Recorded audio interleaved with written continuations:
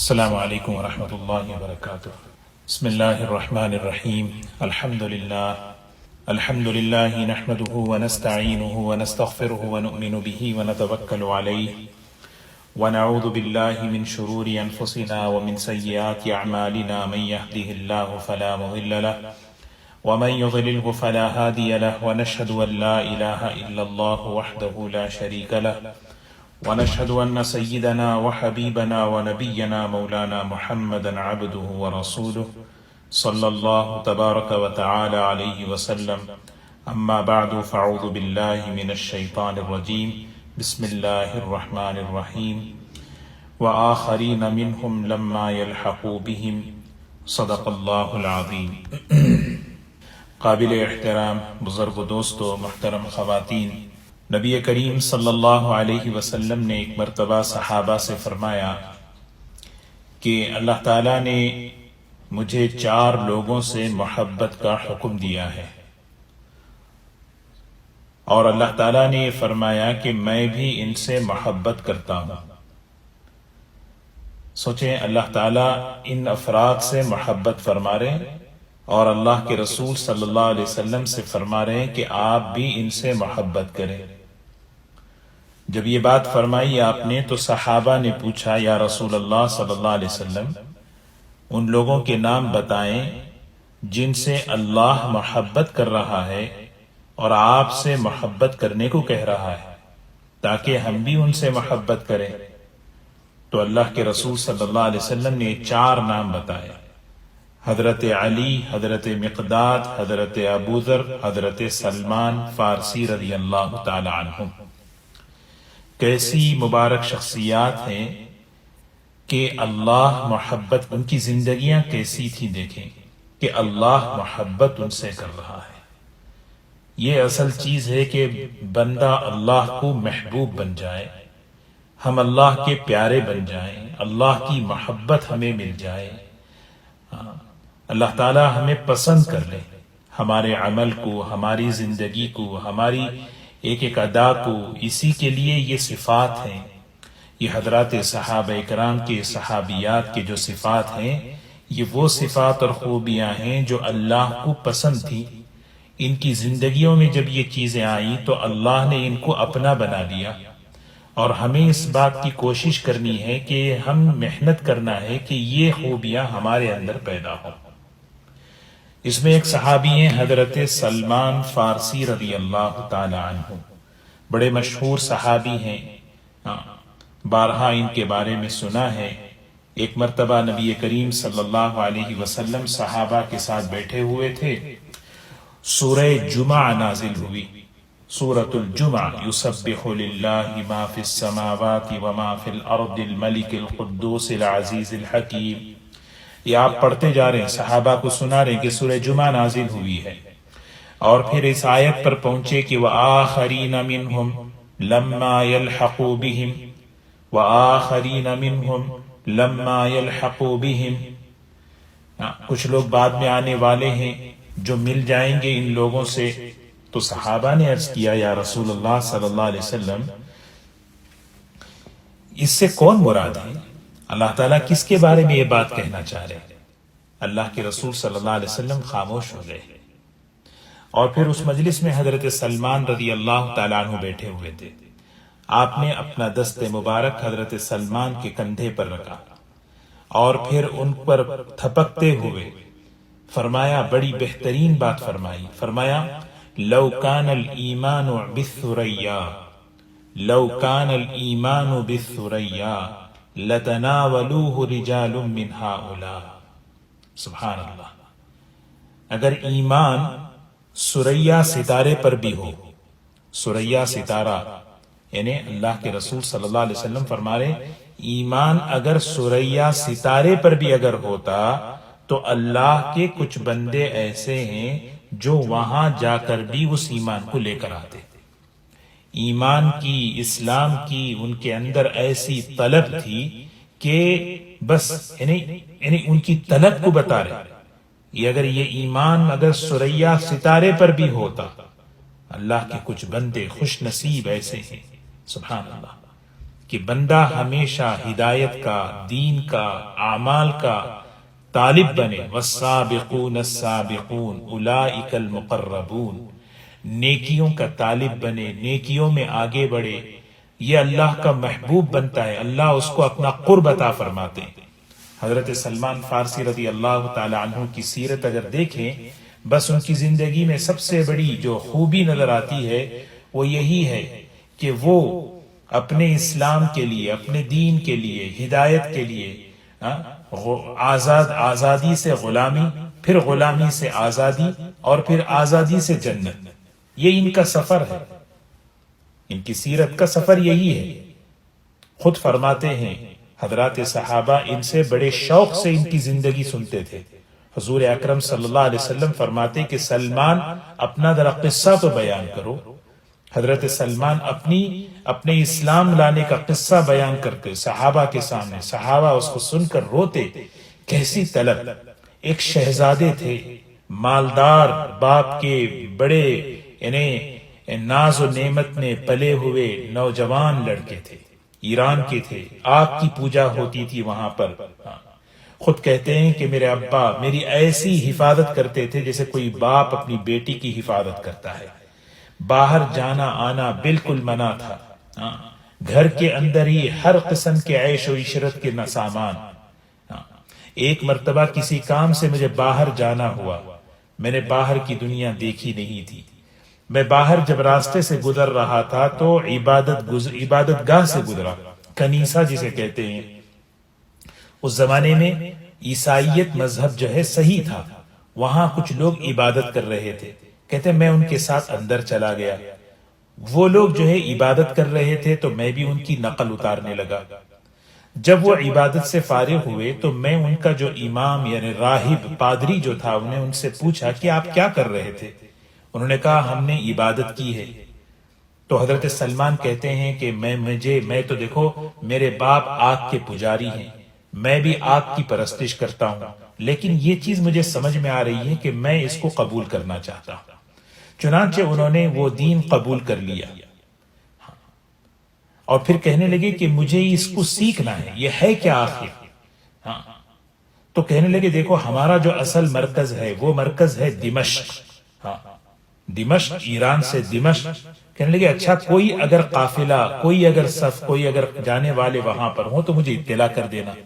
چنانچہ روایتوں میں آتا ہے کہ جب یہ گھر واپس آئے تو ان کے والد نے پوچھا کہ اتنی دیر کہاں تھے؟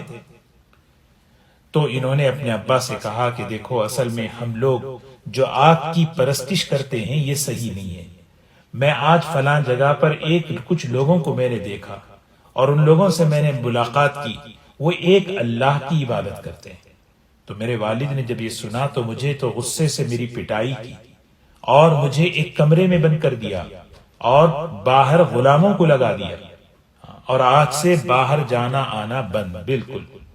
حضرت سلمان فرماتے ہیں کچھ دن اسی طرح گزرے، مجھے پتا چلا کہ ایک قافلہ ایران سے دمشق جا رہا ہے. میں نے ان غلاموں سے کہا کہ بھی مجھے چھوڑو، تم بھی بھاگو، مجھے بھی بھاگنے دو، اور میں تمہیں میرا اپنا جو کچھ مال ہے وہ دینے تیار ہوں. وہ غلام مال کے حرص اور لالچ میں انہوں نے کہا ٹھیک ہے. انہوں نے راتوں میں جو ہے نا راتوں رات ان کے لیے کمرے کا دروازہ کھول دیا اور حضرت سلمان وہاں سے نکلے اور اس قافلے میں پہنچے اور اس قافلے کا سفر کرتے ہوئے دمشق پہنچ گئے. اور دمشق میں معلوم کیا یہاں پہ کہیں کوئی پادری ہے، کوئی دین بتانے والا ہے. کہنے لگے کہ ایک آدمی ہے جو 50 سال سے وہ یعنی اپنے عیسائی مذہب پر چل رہا ہے، تم ان کے پاس چلے جاؤ. کہتے ہیں کہ میں اس کے پاس وہاں رہا اور ایک بڑا عرصہ میں نے اس کے ساتھ زندگی گزاری اور میں نے دیکھا اس کے اخلاق کو اتنے خراب تھے اس کے اخلاق کہ میں پریشان تھا. یہاں تک کہ جب اس کا انتقال ہو گیا تو میں جو ہے سوچا کہ کہاں پہ مجھے حق کی تلاش تھی، حق کی تلاش تھی. تو میں نے سوچا کہ کیا کرے.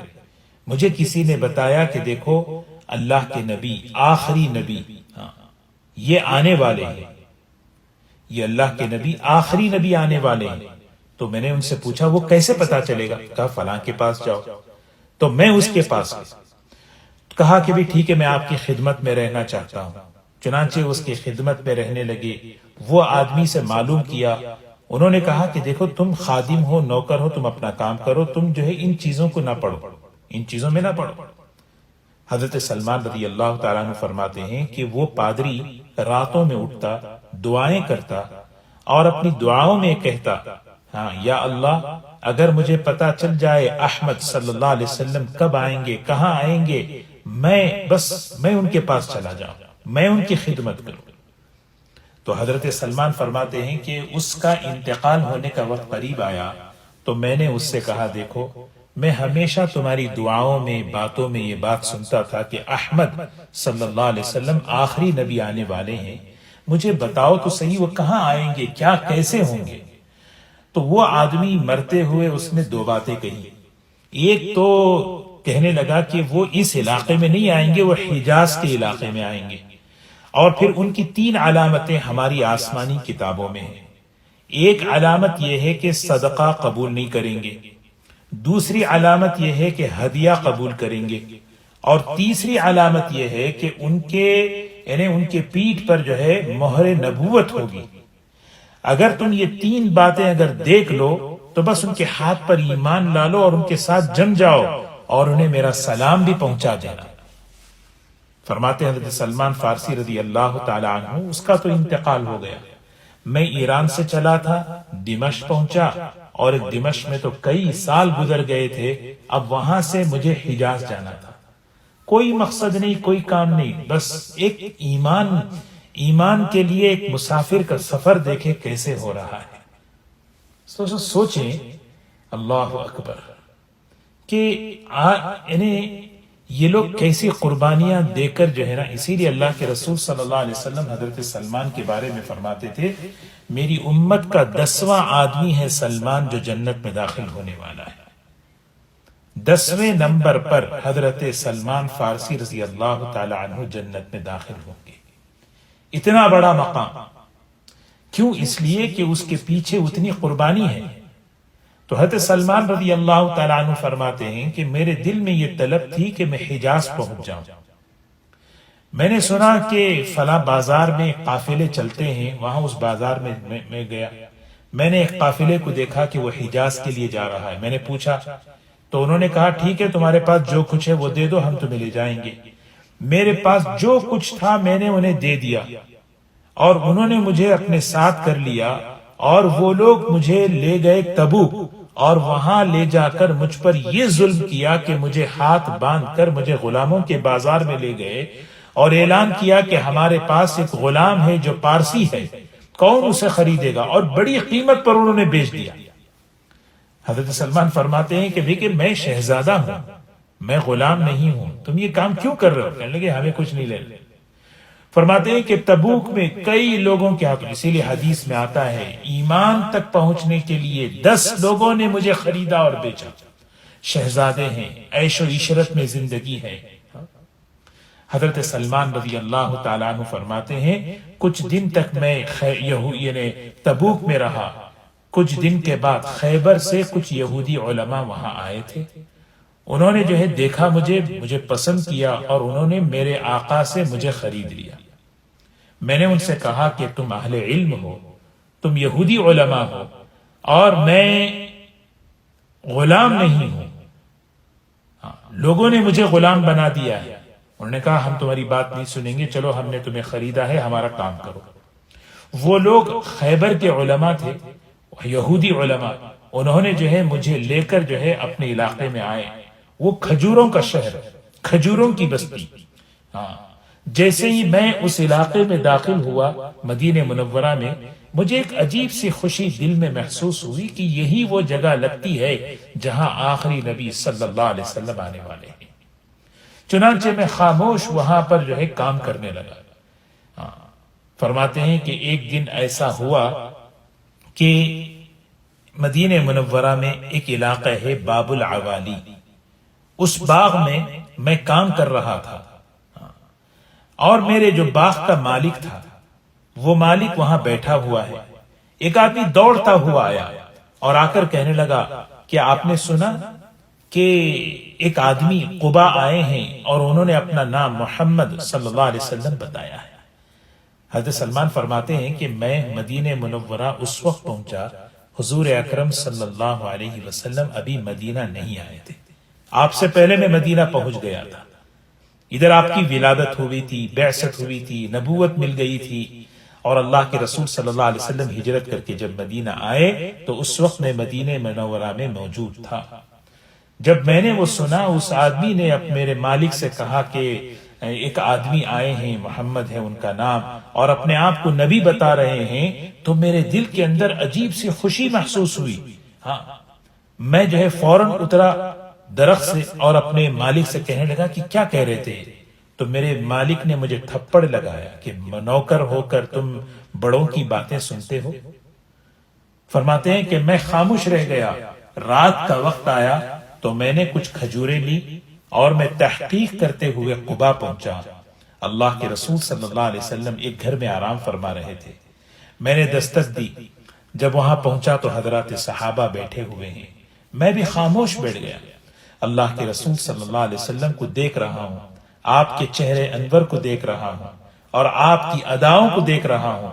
دل کے اندر یہ گواہی دل میرا گواہی دے رہا ہے کہ آپ اللہ کے رسول صلی اللہ علیہ وسلم ہیں۔ آپ ہی میں اپنے صحیح منزل اور اپنی صحیح جگہ پر میں پہنچا۔ سبحان اللہ۔ جب رات آئی تو میں جو ہے نا، میں حضرت سلمان رضی اللہ تعالیٰ عنہ فرماتے ہیں کہ میں جب ایک صحابی وہاں سے نکلنے لگے تو میں آپ کی خدمت میں آگے بڑھا۔ آپ نے پوچھا کہ بھئی کہاں سے آئے ہو، کیا نام ہے تمہارا؟ اللہ کے رسول صلی اللہ علیہ وسلم نے محبت بھری نگاہ سے اور بڑی شفقت کے ساتھ آپ نے پوچھا بھئی کہاں سے آئے ہو؟ فرماتے ہیں کہ میری زندگی بھر کی جو تھکان تھی وہ تھکان اتر گئی۔ فرمایا میں ایران کا رہنے والا ہوں اور شہزادہ ہوں، حالات کی وجہ سے غلام بن کر زندگی گزار رہا ہوں۔ بس اللہ کے نبی نے سنا، خاموش رہ گئے۔ میں نے کھجوریں آپ کی خدمت میں پیش کی، فرمایا یہ کچھ کھجوریں ہیں صدقے کی، آپ کی خدمت میں لایا ہوں، قبول فرما لیں۔ اللہ کے رسول صلی اللہ علیہ وسلم نے فرمایا میں اللہ کا نبی ہوں، میں اللہ کا نبی ہوں، صدقہ استعمال نہیں کرتا، لہذا باہر تقسیم کر دو۔ میں نے کہا چلو ایک علامت تو پوری ہوئی نبوت کی۔ میں نے باہر جا کر وہ مال صدقہ کر دیا، سب کو دے دیا، اور پھر اگلے دن حضرت سلمان فرماتے ہیں کہ کچھ کھجوریں میں نے لی اور میں جو ہے اللہ کے رسول صلی اللہ علیہ وسلم کی خدمت میں دوسرے دن میں پہنچا۔ صحابہ بیٹھے ہوئے ہیں، جب سب چلے گئے تو میں قریب ہوا اور میں نے آپ کی خدمت میں کھجوریں پیش کر کے کہا کہ میں ہدیہ لایا ہوں، آپ ہدیہ قبول فرما لیں۔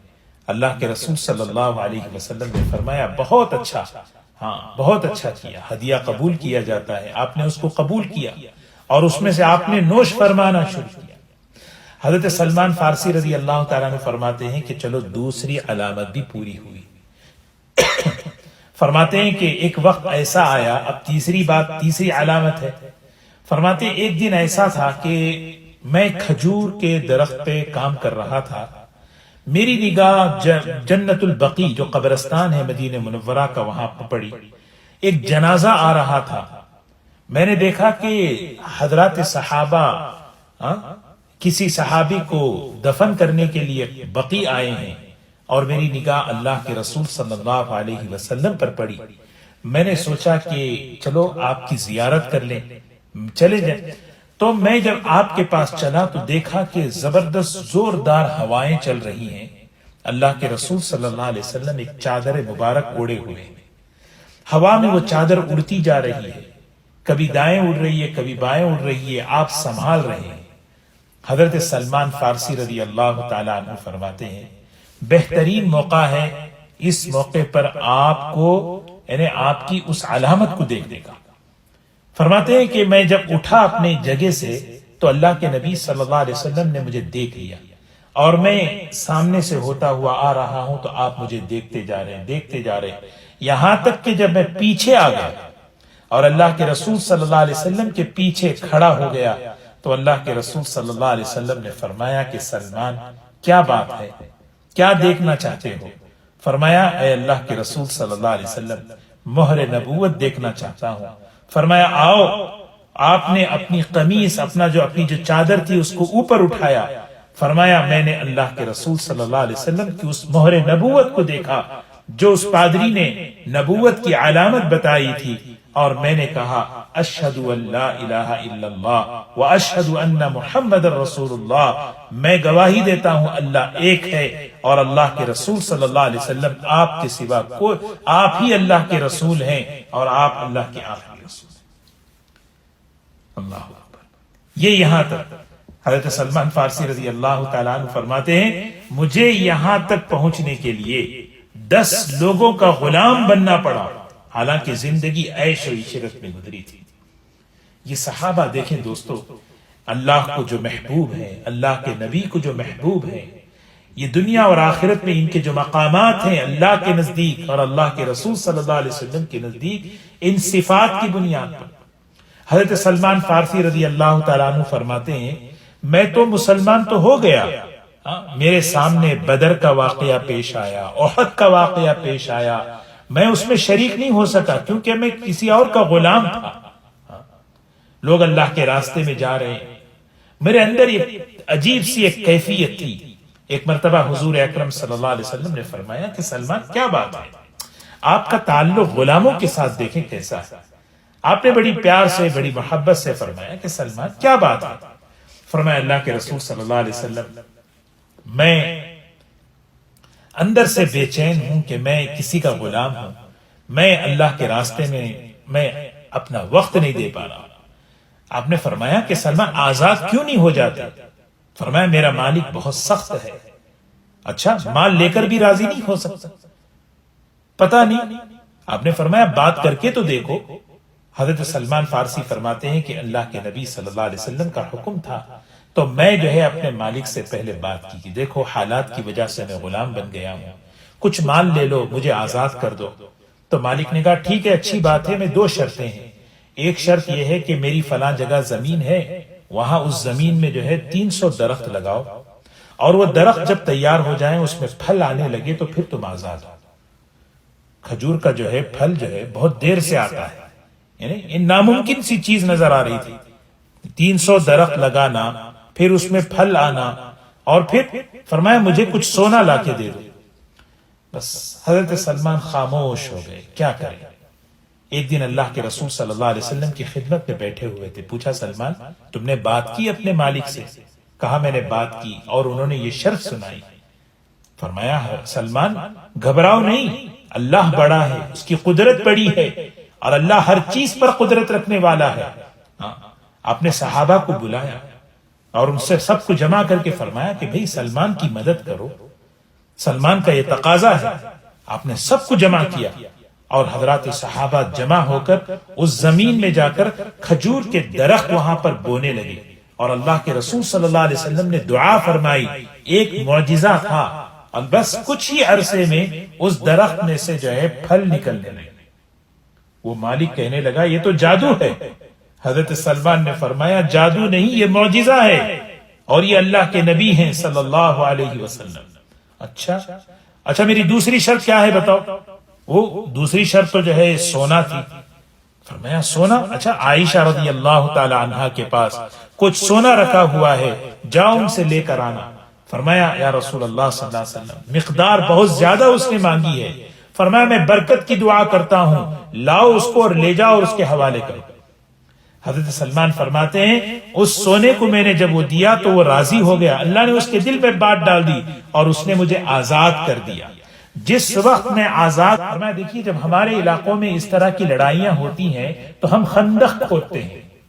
یہ جو خندق کا کھودنے کا جو مشورہ تھا یہ حضرت سلمان نے دیا تھا، اور میں اس کا ماہر ہوں، میری رائے ہے کہ خندق کھودی جائے۔ چنانچہ حضرت سلمان فارسی رضی اللہ تعالی عنہ کی رائے پر خندق کھودی گئی، اور پھر جو غزوہ خندق میں ہوا اللہ نے صحابہ کو کامیاب فرمایا، لوگوں میں زبردست انہیں چرچے ہونے لگے، بھئی اللہ نے کامیاب کی۔ لیکن یہ خندق کا مشورہ دیا کس نے؟ تو جب پتا چلا کہ سلمان نے دیا تو صحابہ بڑے خوش ہو گئے۔ مہاجرین صحابہ کہنے لگے سلمان منا، سلمان منا، انصار صحابہ کہنے لگے سلمان منا، سلمان ہمارے ہیں، سلمان ہمارے ہیں۔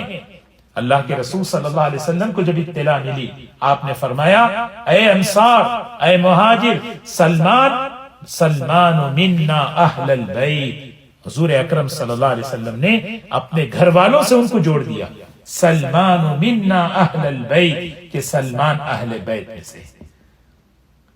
سلمان حضور اکرم صلی اللہ علیہ وسلم کے خاص صحابہ میں سے۔ حضرت عائشہ رضی اللہ تعالیٰ عنہ فرماتی ہیں جن صحابہ سے حضور صلی اللہ علیہ وسلم راز کی باتیں کیا کرتے تھے اس میں حضرت سلمان بھی ہے۔ سوچے کیسا مقام تھا حضرت سلمان فارسی رضی اللہ تعالیٰ عنہ۔ کسی نے ان کو پوچھا کہ آپ کے ابا کا نام کیا ہے؟ حضرت سلمان نے فرمایا ابن الاسلام، میرے ابا کا نام اسلام کا، میں اسلام کا بیٹا ہوں۔ میرے ابا نہیں، میں اسلام کا بیٹا ہوں۔ ہاں، اسلام سب کچھ ہے۔ اللہ کے رسول صلی اللہ علیہ وسلم نے ان کے اندر جو خوبیاں اور صفات تھیں ان کو جو ہے نا کیا کیا لقب دے رہے، فرمایا اللہ نے مجھے حکم دیا تم سے محبت کرو۔ ایک روایت میں فرمایا سلمان الخیر، سلمان خیر ہیں، الخیر ہیں، خیر، ان کا لقب تھا سلمان الخیر، سلمان بہت ہی بھلے انسان ہیں۔ ہاں، ان کے کندھے پر ہاتھ رکھ کر ایک مرتبہ آپ نے فرمایا سلمان جانتے ہو کون ہے؟ لو کان الایمان عند الثریا، سلمان ان لوگوں میں سے ہیں اگر ایمان ثریا ستارے پر بھی ہو وہاں جا کر بھی اس ایمان کو حاصل کر لیں۔ اللہ نے بہت نوازا، اللہ نے کیا عجیب خوبیاں تھی حضرات صحابہ۔ ایک مرتبہ حضور اکرم صلی اللہ علیہ وسلم نے فرمایا ہنیئا لک یا سلمان، سلمان خوشخبری ہو تمہارے لیے، ان الناس تشتاقون الی الجنہ، ہر آدمی جنت کا مشتاق ہے، ہر آدمی جنت کا طلبگار ہے، لیکن وَأَنَّ الْجَنَّةَ تَشْتَاقُ إِلَيْكَ، جنت تمہاری طلبگار ہے، جنت تمہیں چاہتی ہے کہ سلمان میرے پاس آئے۔ کیسے لوگ تھے دیکھیں، سبحان اللہ۔ کسی نے ان کو کہا کہ کوئی ایک آدمی تھا، اس نے ان کو گالی دی، ان کو برا بھلا کہہ دیا۔ حضرت سلمان فارسی رضی اللہ تعالی عنہ نے بڑی عجیب بات کہی، کتنی بہترین بات سیکھنے کے لیے، کیونکہ جب ہم رہتے ہیں کوئی ہمیں بری بات کہہ دیتا ہے، کوئی ہمیں برا بھلا سنا دیتا ہے، حضرت نے فرمایا دیکھو میں اپنا تعارف کراؤں، میرا تعارف یہ ہے میری ابتدا ایک گندے پانی سے ہوئی ہے اور میری انتہا آخر میں مردہ ہونے والا ہوں، مٹی میں ملنے والا ہوں، میری ابتدا یہ ہے، میری انتہا یہ ہے۔ اور رہی بات آپ نے جو کہی میرے بارے میں، اس کے بارے میں سن لیں، ایک گھاٹی آنے والی ہے آخرت کی، اس گھاٹی میں اگر میں پھنس گیا، جو آپ مجھے کہہ رہے نا میں اس سے بدتر کا مستحق ہوں، لیکن اگر وہاں میں پار ہو گیا تو پھر مجھے آپ کی بات کی کوئی پرواہ نہیں ہے۔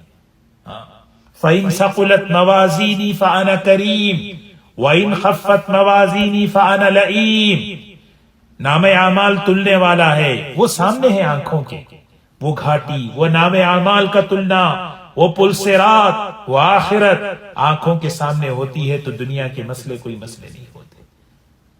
وہاں اگر میرے اعمال نامے بھاری پڑ جائیں بس میں عزت والا ہوں، اگر وہاں ہلکا ہو جاؤں تو پھر تو جو ہے نا تم جو کہہ رہے نا اس سے بدتر کا۔ حضرت سلمان فارسی رضی اللہ تعالی عنہ، حضرت ابو درداء رضی اللہ تعالی عنہ، دونوں میں ماشاءاللہ بڑی گہری دوستی تھی، حدیثوں میں بڑے واقعات ہیں ان دونوں کے، سبحان اللہ۔